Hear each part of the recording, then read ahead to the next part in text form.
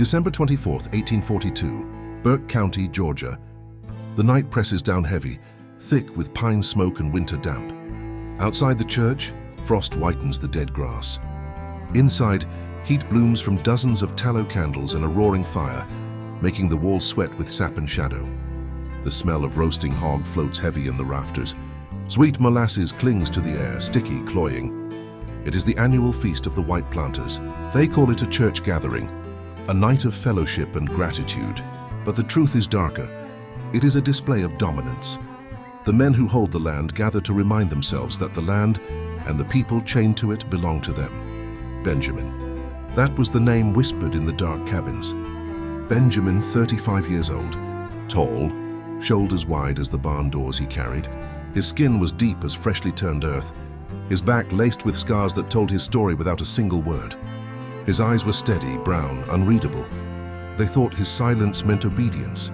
They thought his bowed head meant loyalty. They thought wrong. Benjamin is not like the others. Not because he is stronger, not because he is braver, but because he remembers every name, every wound, every betrayal. He carries memory like iron in his chest. Rachel, his wife taken from him 2 winters ago, sold to Louisiana by Captain Ransom because she dared to look him in the eye. Samuel, his younger brother, beaten to death by Colonel Mathis for dropping a cotton sack in the mud. Sarah, his mother, gone long before but remembered in the way she hummed old songs by the fire. Rachel, Samuel, Sarah, the names circle in his mind like church bells tolling. And tonight, in this hall sit the men who stole them from him. Colonel Josiah Mathis, red-faced, broad-bellied, a man who licked grease from his fingers and believed God himself had blessed his whip hand. Reverend Elmore, pale as parchment, a Bible in one hand and cruelty in the other, preaching salvation on Sunday and damnation every day after. Captain Ransom, tall, cruel-eyed, his hair slick with oil, a man who sold families apart as casually as he traded horses. 9 planters in total. 9 names. 9 men who laughed with mouths full of meat while Benjamin's people starved. 9 men who believed the world bent only for them. They didn't see Benjamin's eyes watching. They didn't see the careful way his hands moved. They didn't hear the rhythm of his breathing as he poured wine into their cups. They didn't feel the weight of silence pressing from him like a storm about to break. The church hall had never been so bright, but to Benjamin, it was shadow. The fiddles played, the women's dresses swished, the men's laughter rose high. Yet behind it all, Benjamin counted. Not the songs, not the steps, not the plates. He counted names. He counted moments. He counted vengeance. The stew wasn't stew. The cider wasn't cider. The herb he carried, hidden and ground fine, bitter as wormwood, had a new purpose tonight. It wasn't for healing. It wasn't for medicine. It wasn't for prayer. It was for blood. Not because Benjamin sought death, but because death had already found him. Again and again, in every lash, every sail, every scream that went unanswered, they thought the slave could only serve. They thought the slave could only bow. They thought the slave could only endure. They were wrong. Benjamin moves like smoke. He glides past Reverend Elmore, who slaps him on the arm and says, "Good boy." He does not flinch. He glides past Captain Ransom, who eyes him like property and mutters, "Faster." He does not answer. His silence is a blade sharpened against their ignorance. He pours cider into Colonel Mathis's glass, and as he does, Rachel's name pulses in his skull. Rachel, Rachel, Rachel. He sets down a platter of roasted hog before Captain Ransom, and Samuel's face swims before his eyes, lips split from the whip, eyes closed forever. Samuel, Samuel, Samuel. The church glows with noise, but Benjamin feels only the silence between heartbeats. The silence before a storm, one for Mathis, one for Elmore, one for Ransom, one for every man who believed God gave them power over another's breath. 9 names, 9 cups, 9 final meals. The hour grows late. The candles burn low, wax dripping like blood down iron stems.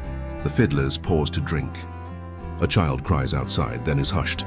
The night beyond the church doors is black, endless. But inside the hall, the planters feast as if eternity were theirs to command. Benjamin knows better. Eternity belongs to memory, and memory belongs to him.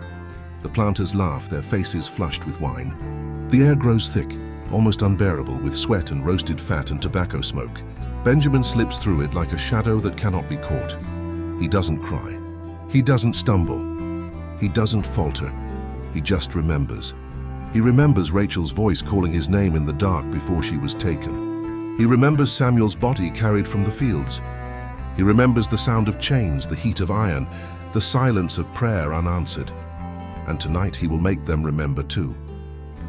The church feast of 1842 is not fellowship. It is not gratitude. It is not holy. It is the stage, and Benjamin is ready.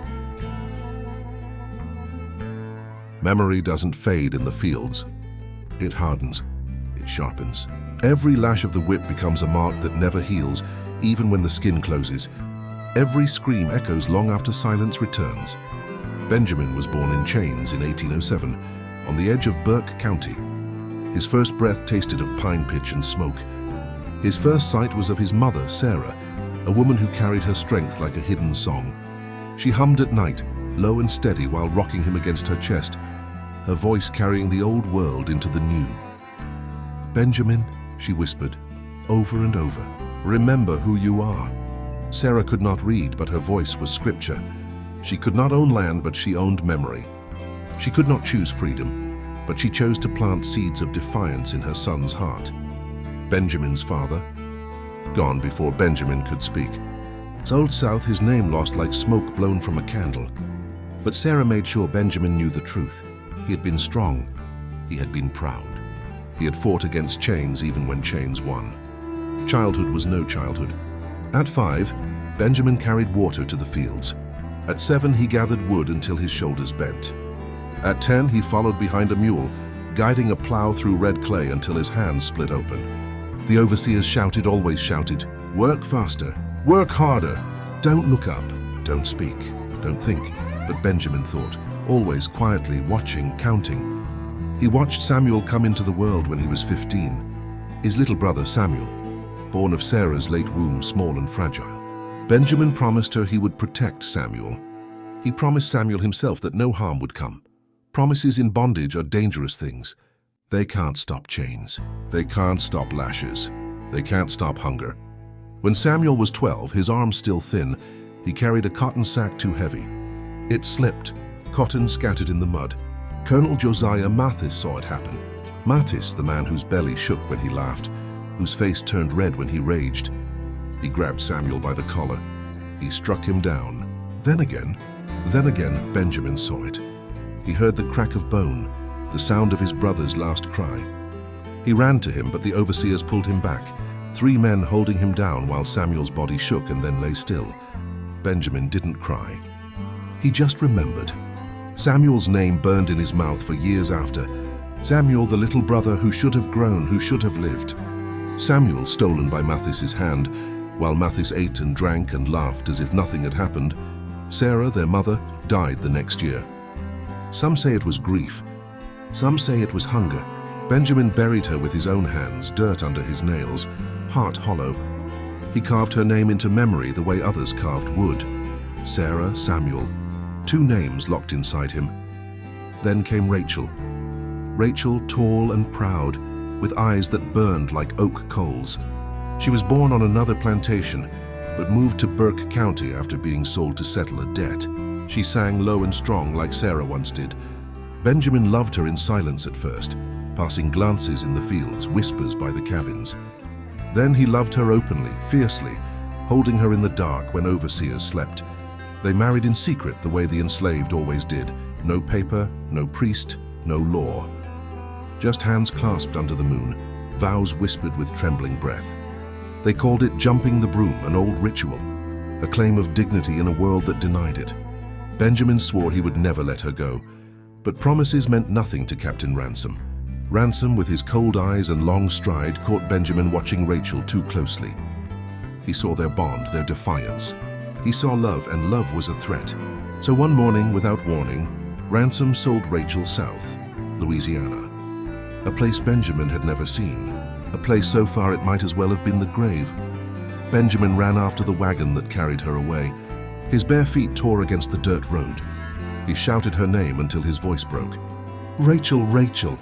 She reached for him, chains on her wrists, her face streaked with tears. The whip lashed his back, tearing him down. He lay in the road, dust choking him while Rachel's voice echoed into distance. He never saw her again. Benjamin didn't cry. He just remembered. Rachel's name joined Samuel's. Samuel's joined Sarah's. A litany of grief. A litany of rage. Every day afterward, he walked with their ghosts. He carried wood with Samuel's broken body in his mind. He plowed fields with Rachel's voice in his ear. He bowed to overseers with Sarah's humming in his chest. And through it all he watched. He studied. He memorized. He learned the names of herbs, the bitterness of roots, the powders that could numb or burn. He had seen women in the quarters use them to ease childbirth pain, to bring sleep to restless children, to treat fever. But he understood something else. What healed could also harm. What soothed could also destroy. The tools of life were also the tools of vengeance. The planters thought they owned his body, but they did not own his silence. They did not own his memory. They did not own his knowledge. When he carried the cider jugs, he remembered. When he stirred stew, he remembered. When he laid plates on the table, he remembered. And each memory was not just grief. It was a seed planted in blood and silence, a seed that grew into resolve. Sarah, Samuel, Rachel. 3 names, 3 wounds, 3 reasons, 9 planters, 9 targets, not because Benjamin wanted death, but because they had already dealt him death again and again, because the only thing left to him was memory and the act of turning memory into reckoning. The past was not past. It sat heavy on his shoulders every time he bowed. It whispered in his ears every time he was called boy. It burned in his chest every time laughter echoed from men who had killed, sold, and destroyed without consequence. The past was alive, and on the night of the feast, Benjamin carried it like fire in his veins. There is always a moment, a line drawn in silence, a breath too sharp, a wound too deep. That moment when a man ceases to be a servant of fate and begins to carve fate with his own hands. For Benjamin, that moment came on a hot afternoon in the summer of 1842, 6 months before the church feast. The fields burned under the Georgia sun. Cotton plants bent low, heavy with bloom. Overseers rode their horses slow. Leather whips coiled in their hands, watching, always watching. The air shimmered with heat, and the smell of sweat and dust clung to every breath. Benjamin bent to gather, his fingers raw, his back aching. Across the row, a boy no older than 10 stumbled, his sack too heavy. The overseer Harlan, a thin man with a sharp jaw, rode up and struck him with his whip.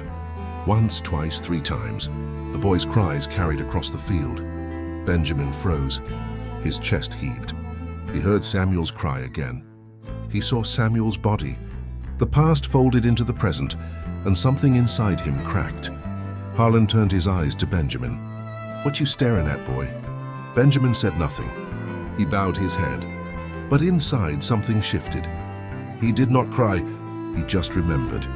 That night he lay in the quarters, sweat cooling on his skin. Around him others whispered in low voices, tired, broken, dreaming of rest that never came. Benjamin lay awake, staring into darkness. He thought of Samuel. He thought of Rachel. He thought of Sarah. And he thought of the boy in the field, whipped for stumbling under a weight no child should bear. The silence pressed against him. It was no longer shelter. It was suffocation. And then he decided, the memory of pain was no longer enough. Memory must become action. Silence must become a blade. He rose quietly. He stepped outside into the night. The moon hung low, silver on the fields. The cicadas sang, their sound a feverish pulse. He walked to the edge of the woods where herbs grew in shadow. He knew them well. Bitter roots, dark leaves, seeds with power. His mother had shown him. Old women had whispered their uses. The root of Jimson weed, the seeds of water hemlock, the bark of cherry. They said they cured fever. They said they calmed pain. But Benjamin knew their other face. He knew what too much could do. He dug with his hands. He gathered quietly, carefully. He tucked them into a cloth, hid them under his shirt. Not because he was reckless, not because he was cruel, but because the world had left him nothing else. The tools of vengeance were hidden in the tools of survival. That night, Benjamin ground the roots with a stone. He worked slow, steady. breathing shallow as bitter dust filled the air. He mixed them with water, stirred until the liquid turned dark. He tested only a drop on his tongue. The taste was sharp, burning, enough to numb his mouth. He spat it out into the dirt. He did not sleep. He sat awake, staring at the cloth bundle in his hand. One bundle, one plan, one chance. In the weeks that followed, Benjamin moved differently. Still silent, still obedient on the surface, but his eyes were sharper, his steps steadier.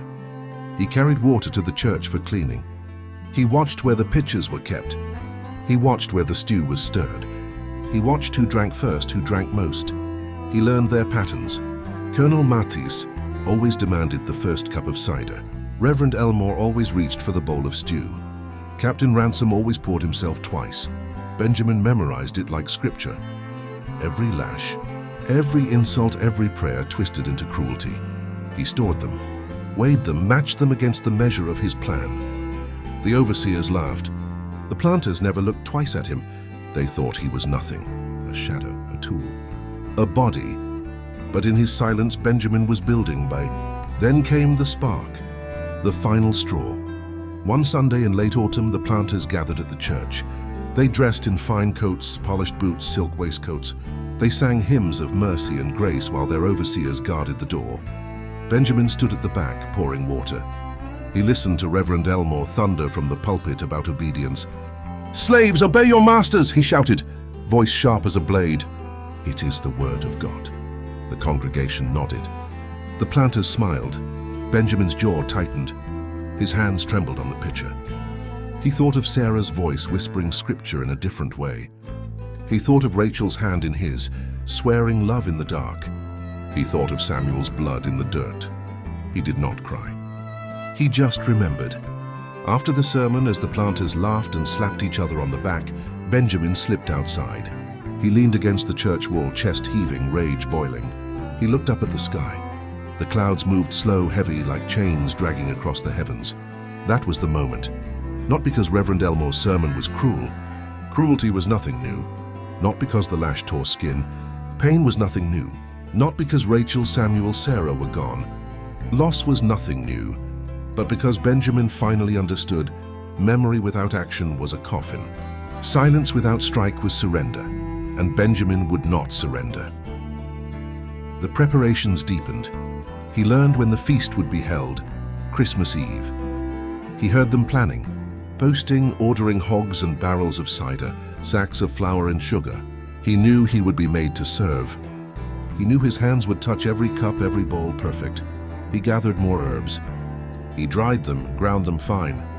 He hid them in a pouch sewn into the lining of his shirt. He touched it every day, feeling its weight, like carrying the names of his dead. He whispered them as he worked. Sarah, Samuel, Rachel. Each name a vow. One for Samuel's broken body. One for Rachel's stolen breath.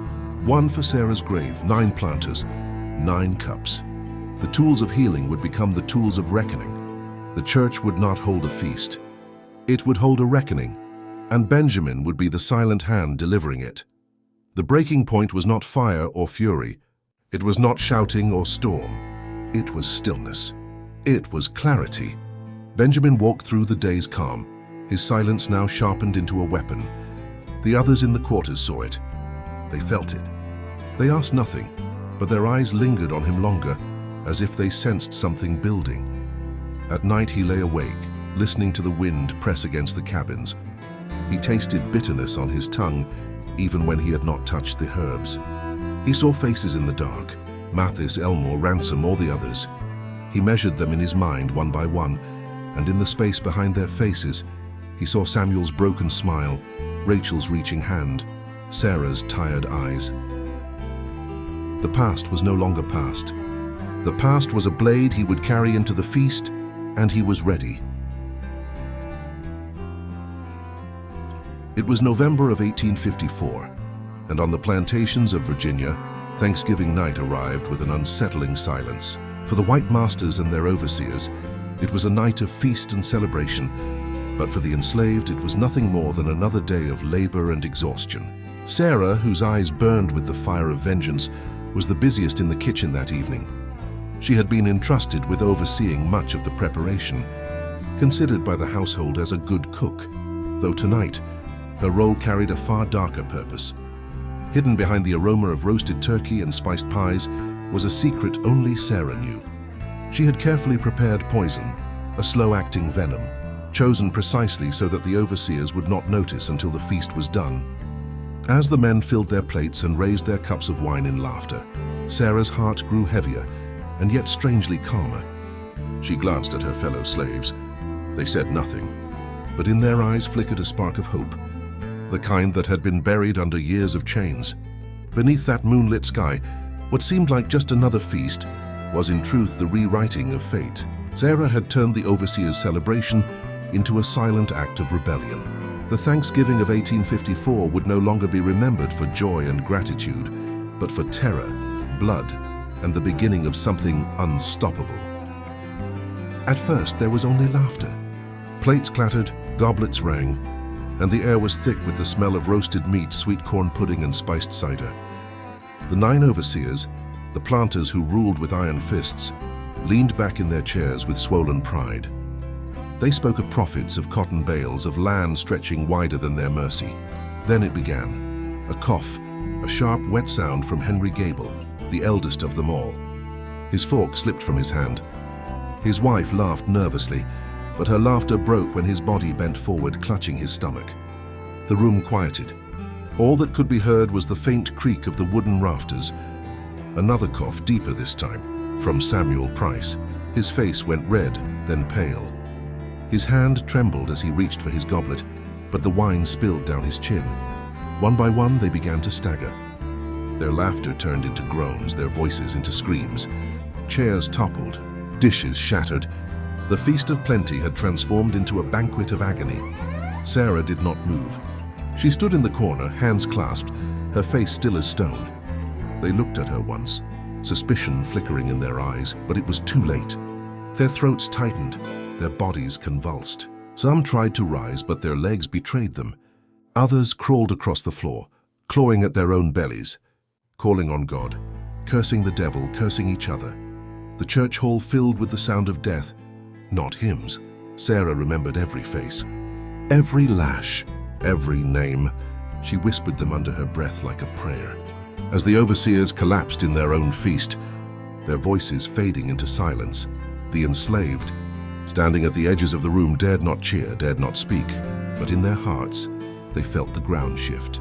For once, the earth beneath their feet did not belong to the men who lay writhing on it. It belonged to them. The feast of 1854, Thanksgiving turned to ashes. The church feast never ended with prayer. It ended with silence, broken only by the moans of dying men and the frantic shouts of those who had rushed in too late. Lanterns flared. The smell of roasted meat was drowned by the acrid stench of vomit and sweat. The floorboards, once scrubbed for holiness, were smeared with spilt wine and bile. Word spread like wildfire. 9 planters dead. The very men who had strutted across the fields with whips in hand, the very voices that had commanded dawn to dusk labor, now lay stiff and lifeless beneath the altar's shadow. Their faces, swollen and twisted, no longer bore the arrogance of ownership. Panic gripped the community. White families locked their doors, whispering that rebellion had come to Virginia. Fear settled deeper than the frost in the soil. They demanded answers. They demanded a culprit, and the eyes turned inevitably to the kitchen. To Sarah, she did not run. She did not beg. She did not cry. She just stood there, calm as a stone in the river, as they dragged her from the church steps. Shackles closed around her wrists, iron biting into her skin. But even then, she held her head high. The overseers had called her nothing, but tonight her name was on every tongue. Sarah, Sarah, Sarah. They interrogated her under torchlight, demanded confession, demanded explanation. She gave them neither. They screamed that it was the devil's work, that a slave could never be so cunning. But the truth gnawed at them. She had been silent, observant, underestimated, and she had struck where it hurt most. For the enslaved who heard of it, the story spread not as tragedy but as a spark. Whispers carried from one cabin to another. They spoke her name in low voices, careful, reverent. Some said she had avenged her lost kin. Others said she had carved a place for herself in memory, where no chains could reach. The planters buried their dead in heavy coffins, guarded even in death, as if fear could follow them to the grave. But fear did not rest in the ground. It lingered in the fields, in the big houses, in the church pews. Fear had changed sides. The Thanksgiving of 1854 was remembered not for gratitude, but for the night a slave woman shifted the balance of power, even if only for a breath in time. They said her name in whispers long after her body was gone. Sarah, the slave woman of Virginia. The cook who turned a feast into a graveyard. The woman who reminded the world that silence is not weakness, it is waiting. Her trial was swift, her punishment brutal. The planters demanded it. The church demanded it. They called her a monster, a witch, an unholy force. But they never called her what she truly was. A woman driven by memory, by blood, by the names of the lost carved into her soul. She did not cry. She did not beg. She just stared, eyes fixed on a horizon no one else could see. The whip could not erase her. The rope could not silence her. The grave could not hold her. Because her story slipped through the cracks of fear and found the ears of the enslaved. Around cabin fires they told of Sarah, who did not bend forever. In fields where the wind carried the smell of sweat and iron, they spoke of Sarah, who turned the overseer's laughter into screams. Mothers whispered her name to their children, not as warning but as a prayer. History books did not write her. Court records erased her. But memory does not die with ink. Memory breathes in the mouths of the forgotten. And Sarah's memory lived. Her act was not just revenge. It was proof. Proof that even under chains, even under lashes, resistance burned. Proof that the feast of the oppressors could be poisoned. That the silence of the enslaved was never empty. It was heavy, waiting, ready. The Thanksgiving of 1854 still echoes, if you listen closely, not because of the food, not because of the prayers, but because of the screams that followed. Screams that said power is fragile, that cruelty can be broken, that one woman with nothing left to lose can tilt the earth.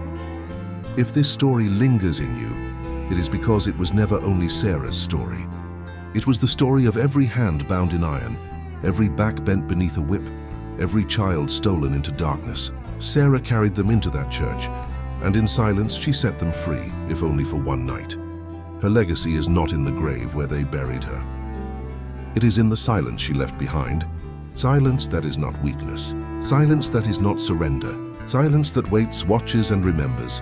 And so we remember Sarah of Virginia, the slave who poisoned Thanksgiving, the woman who turned chains into fire. Subscribe and share this story, because memory is resistance and silence is never empty.